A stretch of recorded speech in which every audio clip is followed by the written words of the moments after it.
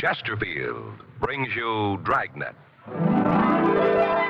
Put a smile in your smoking. By Chesterfield. So smooth, so satisfying. Chesterfield.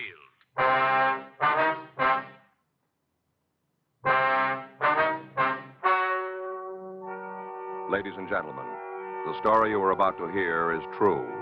The names have been changed to protect the innocent.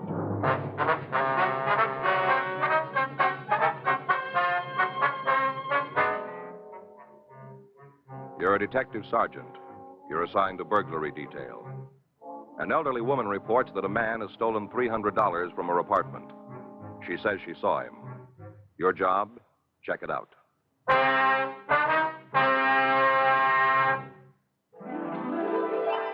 Put a smile in your smoking. Next time you buy cigarettes, stop. Remember this. In the whole wide world, no cigarette satisfies like Chesterfield. Put a smile in your smoking. Instantly, you'll smile your approval of Chesterfield's smoothness. So smooth, so satisfying. You want them mild. We make them mild. Mild and mellow. With the smooth and refreshing taste of the right combination of the world's best tobaccos. So next time you buy cigarettes, Stop. Start smoking with a smile with Chesterfield. Smiling all the while with Chesterfield. Put a smile in your smoking, just give them a try. Light up a Chesterfield, they satisfy.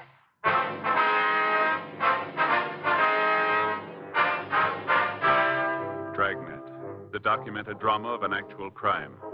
For the next 30 minutes, in cooperation with the Los Angeles Police Department, you will travel step by step on the side of the law through an actual case transcribed from official police files. From beginning to end, from crime to punishment, Dragnet is the story of your police force in action.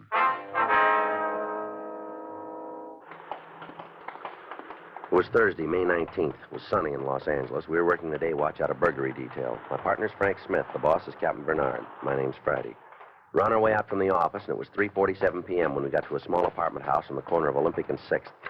The Topeka Arms. What's that lady's name again, Joe? Dunbetter, Martha Dunbetter. Let's see. Yeah, here's her mailbox, number 8. Must be upstairs. Well, how do you figure that? Only 8 mail slots means 8 apartments. Yeah? Stands to reason number 8 will be on the 2nd floor, don't it? Oh, well, I suppose so. Hey, Joe, wonder who comes from Kansas. What? Well, didn't you notice the plaque out in front? Topeka Arms. Yeah. That's a city in Kansas. Topeka, Kansas. Yeah, sure. Well, somebody must have come from there, the owner or the builder. Why else would they give the place a name like that? I don't know. Well, stands to reason, doesn't it? I guess so. Well, you see, you're not the only one who can do it. Do what? Deduce. Oh. That's what they call it, the way you figured out number 8's the 2nd floor deduction. Yeah. I was just giving you an example. When I proved that somebody connected with the building probably lived in Kansas. Yeah. Right down there. 8, just like you said. Mm-hmm. Deduction never fails, Joe. Who's there? Police officers. Oh, well, just a second. I'm coming. My goodness, you certainly got back. Oh, well, dear me, you aren't the same ones, are you? No, ma'am. This is Frank Smith. My name's Friday. Well, there were 2 other policemen here just a little while ago. It's a shame you didn't know. Could have saved yourself a trip. That's all right, ma'am. We knew they'd be here. They're patrol car officers. They were in the neighborhood, so they answered your call. Oh, well, All right if we come in? Oh, my, yes. Oh, yes, please do. You're Mrs. Martha Dunbetter, is that right? No, not exactly. Oh? It's Miss Dunbetter. I'm still single. I see. Well, ma'am, would you mind telling us just what happened this afternoon? Oh, no, I don't mind at all. It's still quite clear. All right, would you go ahead? What was that, young man? As you go ahead about this afternoon. Oh, well, now, let's see. I fixed myself some lunch. Then I rid up the dishes. Must have been about 1 o'clock by the time I finished. All right. Afterwards, I put on my hat and I went down to the library. It's only a couple of blocks from here, the Grover Cleveland branch. Mm-hmm. I took back my books and checked out 2 fresh ones. All right. What happened next? Well, I come home, and there it was. What's that? I come home, And there he was. Who? Well, that awful man. Well, just where was he? Here, in my apartment. No, I mean which room? Over there, the bedroom. I see. As soon as I come in, I heard him. At least I heard somebody moving around. First, I thought it was Mrs. Parker, the manager. I know she sneaks into my apartment and noses around. Of course, she says she doesn't, but I know better. Mm-hmm. Well, I said to myself, I got her red-handed this time. So I marched into the bedroom all ready to give her a piece of my mind. Well, I was never so flabbergasted in my whole life. He was standing in front of the dresser, going through my pocketbook. I see. My black bag and leather. It's the one he was holding. Mm-hmm. Well, ma'am, how much money was in the bag? Well, I'm not positive. Not to the penny. About $300. In cash? Yes, sir. You see, I've been saving dimes for the past 15 years. You mean this $300 was in dimes? Oh, goodness gracious, no. Oh. What I do is go through my change every night and put all the dimes in my dime bank. Then when it's full, I take it down to a real bank and change the coins into bills. A dime bank holds $25. I see. Well, you'd be surprised how much a person can save that way. It mounts up. Yes, ma'am. Do you know the denominations of the bills? I guess they was mostly tens. Maybe one or two bigger ones. Mm-hmm. Now, what did this man do next, Miss Dunbetter? Well, he found money. My $300. Stuffed it into his pockets. Then he just strolled out of the apartment big as life. I was too dumbfounded to do anything about it. I see. I heard him tramp down the stairs, and then I heard the front door slam. When I was sure he was out of the building, I managed to get my wits together and I dialed Central, Central? the operator. And she put me in touch with the police station. Had you ever seen this man before, Miss Dunbetter? No, I'm sure I never did. Could you tell us what he looked like? Well, he was a tall man. How tall? Big as you, I'd say. Mm-hmm. What color hair, please? Dark. Very dark. Eyes. Dark eyes, too. Dark complected. Like he'd spent a lot of time outdoors. How was he dressed? A shirt and pants and a jacket. Light-colored jacket. I think it was green. Did you notice any scars? Yes. Come to think of it, I did. Across his forehead. Thin little zigzag. Mm-hmm. Well, how old would you say he was? Oh, he's young. 35, maybe 40. You know if anybody else saw him? The other tenants? Well, I haven't talked to him, no. Haven't left the apartment since it happened. You live alone here, do you? Oh, man, no. My sister Bessie stays with me. Where is she this afternoon? Well, she went out of town for a few days to visit her grandson and his family. They come down from Oxnard to get her this morning. I see. Tomorrow's her birthday. She'll be 80. I expect they're going to have quite a celebration. Yes, ma'am. They're all carrying on. You'd think it was such an accomplishment. Well, it is a pretty ripe old age, ma'am. I don't see what's so ripe about it. After all, I'm nearly 79 myself. Oh, I know I don't look it. Everybody thinks there's at least 10 years between us. And Bessie is failing. Yes, ma'am. Just a couple more questions, Miss Dunbetter. Certainly, young man, certainly. What time was it when you got home from the library? 2:45. Maybe a few minutes after. No later than 3, though. I see. How'd this fella get into the apartment? Was the door locked? Well, I thought it was. I always try to remember to lock it whenever I go out, but sometimes I do forget. Well, I guess I did today. You think he'd recognize the burglar if you saw him again? I most assuredly would. Mm-hmm. Nothing wrong with my eyesight. Well, that's fine. We'd like to take you down to the office with us and show you some pictures. No? Just to see if you can identify him. Well, I couldn't go like this. I'll have to change my dress first. Well, I'm all right for walking around the neighborhood, but not for going downtown. Well, that's up to you, ma'am. I'll say Miss Dunbetter while I think of it. Who came from Kansas? Oh, I'm afraid I don't understand. Well, the name of this apartment, you see, is the Topeka Arms, so I figured somebody connected with it must have come from Kansas. Oh. You don't know who it was, do you? Well, now, let me think. Oh, yes, I remember. That was old Mr. Hendrickson's idea. Well, you don't say. Yes, he was the man who built this building. Well, now, that was, oh, goodness sakes, that was almost 35 years ago. My, how time flies. Yes, ma'am. How you like that, Joe? This Mr. Hendrickson came from Kansas. No. Minnesota. Minneapolis, as I recollect. Oh? But it was his idea just the same, calling it Topeka Arms. On kind of an article he read in the newspaper while the building was going up. Ma'am? Said there was more people in Southern California who come from Kansas than any other state. Mm-hmm. So Mr. Henderson figured the name Topeka would attract a lot of tenants. It's ridiculous nonsense. Said so at the time. There hasn't been a single solitary one. Oh. 35 years. Not a soul from Kansas has ever lived here.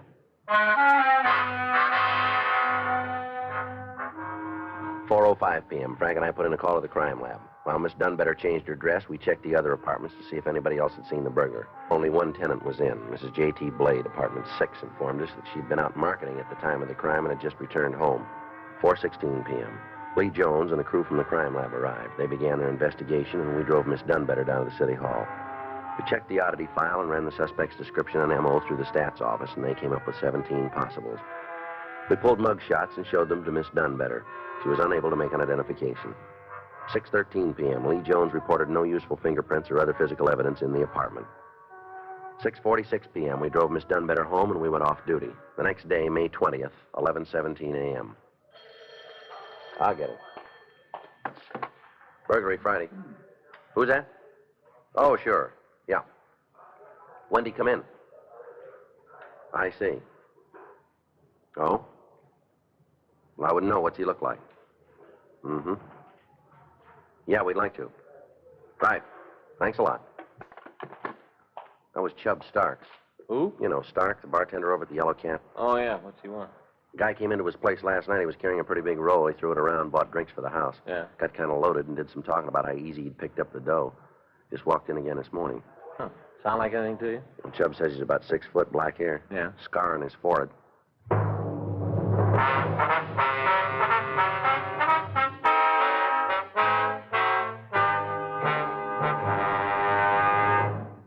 Put a smile in your smoking. Next time you buy cigarettes, stop. Remember this. It's today's biggest cigarette news. Chesterfield is made the modern way with Accuray. The Accuray controller is the greatest improvement in cigarette making in years, and it's a Chesterfield exclusive. This amazing quality detective electronically checks and controls the making of your Chesterfield, giving a uniformity in smoking quality never possible before. So buy Chesterfield today. For the first time, you get a perfect smoke column from end to end. A perfect smoke column from end to end. From the first puff to the last puff, your Chesterfield smokes smoother. From the first puff to the last puff, your Chesterfield smokes cooler. From the first puff to the last puff, Chesterfield is best for you. Next time you buy cigarettes, stop. Remember, Chesterfield is made the modern way with Accuray. Put a smile in your smoking, just give 'em a try. Light up a Chesterfield, they satisfy.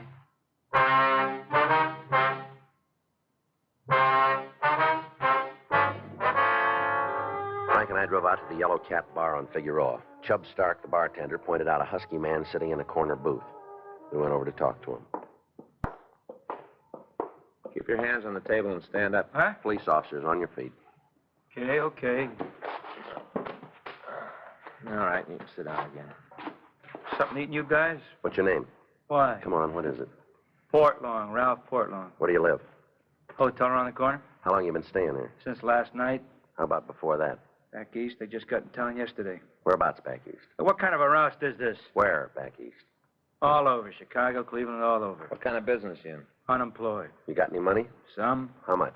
Look, I ain't no vag if that's what you're getting How at. much money you got? $100, maybe 150. Where'd you get it? I borrowed it. Who from? Pal. In L.A.? Chicago. What's his name? Johnson, Cliff Johnson. You got his address? I don't know. He moves around same as I do. How you going to pay him back if you don't know where he lives? We'll bump into each other. What'd you say you got in town, Portland? I told you yesterday. What time? 6 o'clock, somewhere in there. Yesterday morning? Last night. You sure then? Yeah. How'd you come? Train? Car. You own the car? I hitched a ride. Just where were you yesterday afternoon? Riding into L.A. All afternoon. Yep. What was the driver's name? Look, how should I? And I've been hitching for the last week. I must have rode with 20 different guys. You don't remember the one you were with yesterday? Nope. Ever been arrested, Portland? Nothing serious. Well, tell us about it. Oh, drunk, that's all. Where was that? Ohio when I was a kid. Anything else? Yeah, I got some speeding tickets. You ever been arrested in California? Never been in California. First trip, huh? Yep. You ain't exactly making me feel at home either. You know an apartment house called the Topeka Arms? Whereabouts? 6th and Olympic. Where's that? In L.A. Look, can't you get nothing straight? I ain't never been here before. Mm-hmm. How about give me an answer? Why the roust? All right, come on, let's go. What for? We'll show you the sights. For instance? City Hall. Frank and I took the suspect into custody for further questioning. 12:16 p.m. We ran the name Ralph Portlong through R&I. They had nothing on him. We put out an APB with his description stating that he was in our custody.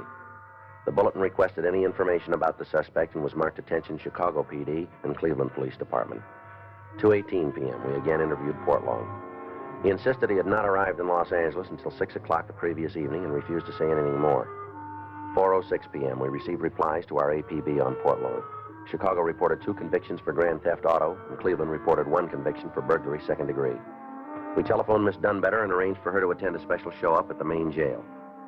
6:17 p.m. The show-up was completed, and Frank and I took the victim back to our office.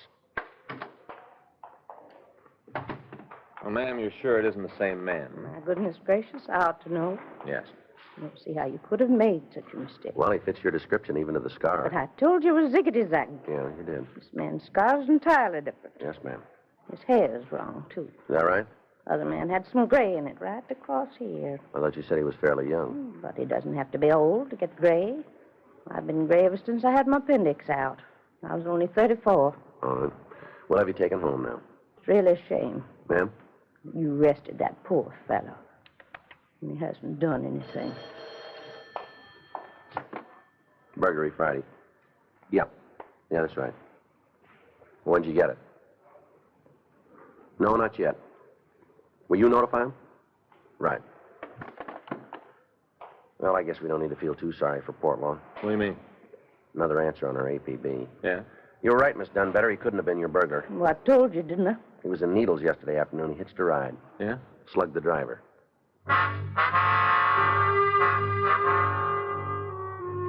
Ralph Portlong was held pending arrival of authorities from Needles. The investigation of the apartment house burglary continued.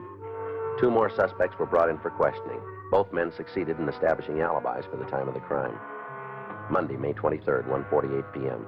Frank and I were on our way back to the office from lunch. How was your pie? All right? Just okay, huh? I said it was all right. Lemon meringue, wasn't it? Yeah. I don't know, Joe. You should have had apple. Mm-hmm. I told you, stick with apple. You can't go wrong. The lemon was good. You didn't finish it. I was full. Yeah. Well, someday you'll learn. Learn what? Apple pie is always safe. You can't louse it up. Even a bad cook can. Well, I get a little tired of it once in a while, that's all. Well, no reason you should. You can switch it around so many different ways. Yeah, I know. Cheese, a la mode, hot sauce. No reason to get tired of apple, Joe. Sure. Hey, Joe. Yeah. Call for you while you were out. Oh? Hey, she wants you to call back. Here's the number. Thanks. Sure. Bessie Maxon. Who's that? I don't know.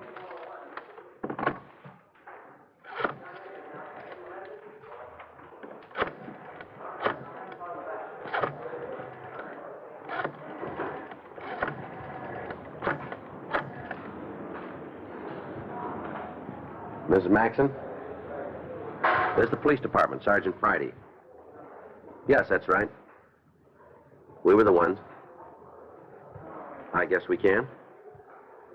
Well, is something wrong? You sure of that? All right away. Thank you for calling. Goodbye. Miss Dunbetter's sister, she just got back from Oxnard. Yeah? She says it never happened. What do you mean? The burglary. Says her sister made it up.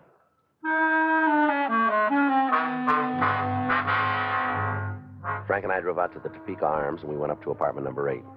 It was 2:17 when we got there. Somebody's coming again. Oh. Well, what is it? Ms. Maxon? That's right, that's right. Well, my name's Friday. I just spoke to you over the telephone. No, yes, of course. This is Frank Smith. Oh, how do you do? I do, ma'am. Come right along inside. Thank you. I just don't know what to say. I suppose it's all my fault for going out of town. Should never have left Martha alone. Might have known she'd be up to something. Are you positively sure about this, Miss Maxon? About what? About what? That there wasn't any burglary? Oh, Never in a million years. Well, your sister gave us all the details. Play acting, that's all it was, play acting. She's done it all her life. Oh, I see. You mean Miss Dunbetter isn't... My sister is as sane as you are, if that's what you're driving at. Well, then why'd she tell us that story, do you know? Haven't got the vaguest notion. She simply won't give me any explanation. Oh, I see. If the story was true, why won't she face me? Why is she hiding? Hiding? The minute I told her I was going to call you, she locked herself in the bathroom. Is that right? Been in there for 2 hours now. She simply refuses to come out. Well, we'd like to talk to her if we can. Yeah, I'll try again. The fact that you're here may have some influence. You think we're getting a runaround, Joe? Sounds that way, doesn't it? Yeah. Martha? Martha, you come out of there this instant. Martha Dunbetter, do you hear me? The policemen want to talk to you. Now come out. The police are here. I won't never come out. I never heard of such childishness. You see, I'm not able to do a thing with her. Yes, ma'am. Maybe if you speak to her, she'll come to her senses. All right. Oh, sister carrying on like this. I don't know how I'll ever be able to hold my head up again. It's scandalous. Miss Dunbetter, this is Sergeant Friday. Miss Dunbetter, will you come out so we can talk to you? Miss Dunbetter? Well, it's about time. Whatever were you thinking of, Martha? What got into you? No, speaking to you, Bessie. Let's go into the other room. Be easier to talk there. Yes, sir. Not speaking to me, huh? Well, two can play at that game. And I assure you, I won't be the one who suffers. All right, ladies, would you like to sit down? Now, Miss Dunbetter, can we clear this thing up now? Your sister says there wasn't any burglary. Just how would she know she wasn't here, was she? I know because I know you. Yeah. And I know you never had $300 to your name. I did, too. Where'd you get it? Where'd you get it? None of your business. All right, now, how about it, Miss Dunbetter? Did you have $300? Well? Never said it was exactly 300. Not to the penny. $3 would be more like it. There happens to be a few things you don't know about, including my savings. A likely story. You never saved a penny in your life. What about my dime I bag? shook it the other day. I'll thank you to keep your hands off my property. Savings, indeed.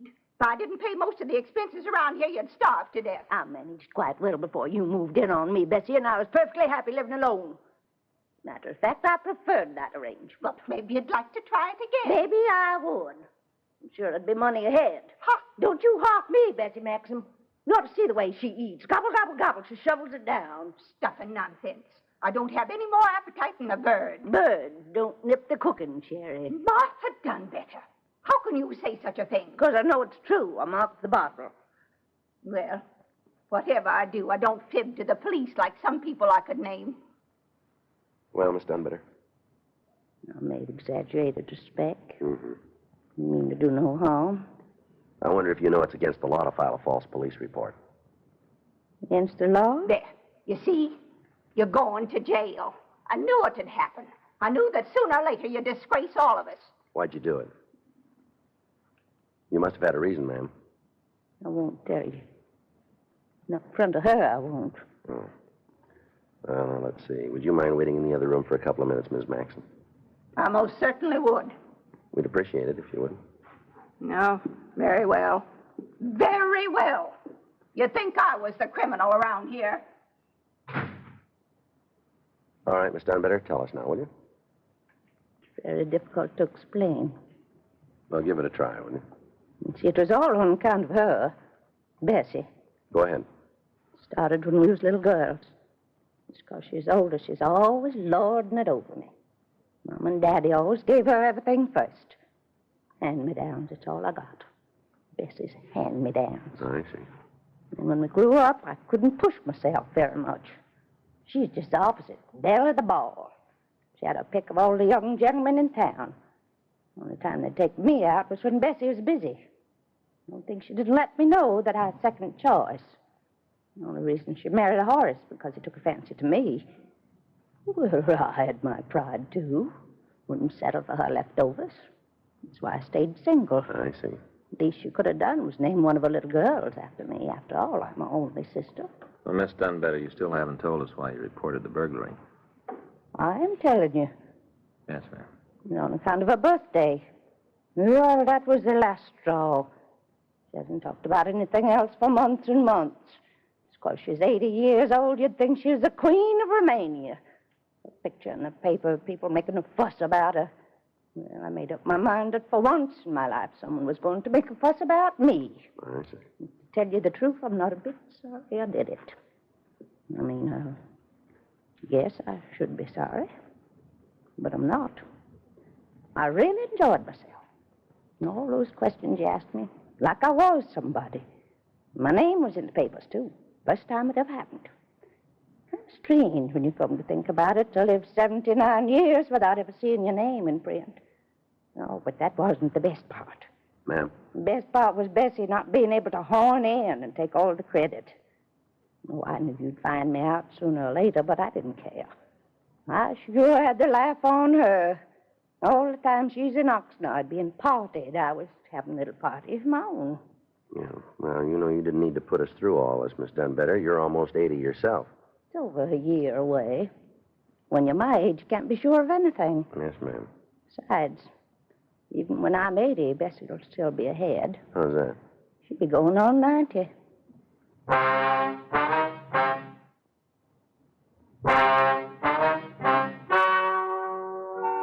The story you've just heard is true.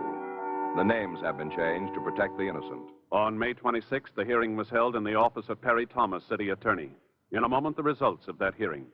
Now, here's our star, Jack Webb. Thank you, George Fenneman. Put a smile in your smoking. Buy Chesterfield. It's the best cigarette ever made for my money. Smooth, satisfying, mild, and mellow. Believe me, in the whole wide world, no cigarette satisfies like Chesterfield.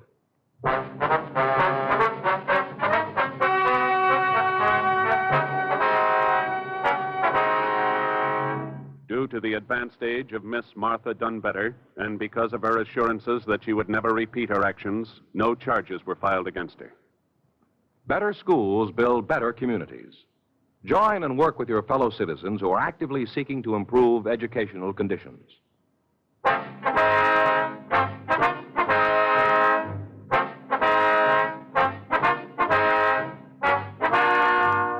You have just heard Dragnet, a series of authentic cases from official files. Technical advice comes from the Office of Chief of Police W.H. Parker, Los Angeles Police Department. Technical advisors, Captain Jack Donahoe, Sergeant Marty Wynn, Sergeant Vance Brasher. Heard tonight were Ben Alexander, Virginia Gregg, Jack Crucian, Helen Klebe. Script by Frank Burt. Music by Walter Schumann. Hal Gibney speaking. Watch an entirely different Dragnet case history each week on your local NBC television station. Please check your newspapers for the day and time. Chesterfield has brought you Dragnet, transcribed from Los Angeles. This is it, L&M filters. It stands out from all the rest. Miracle tip, much more flavor. L&M's got everything. It's the best. Yes, L&M's got everything. The miracle tip is white, pure white, to give you the purest and best filter. And you get a rich, good-tasting, fully satisfying smoke from L&M's highest quality tobaccos. Buy L&M, America's best filter tip cigarette. It's sweeping the country. One man stands between death and 10 people on TV's new dramatic program, Mr. Citizen. See Edward Binns star in the true story, Terror on Jackrabbit Hill.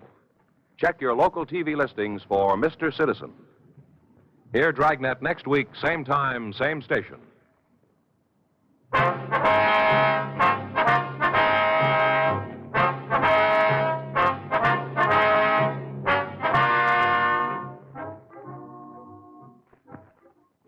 Lux Radio Theater presents Barry Sullivan in Rope of Sand tonight on the NBC Radio Network.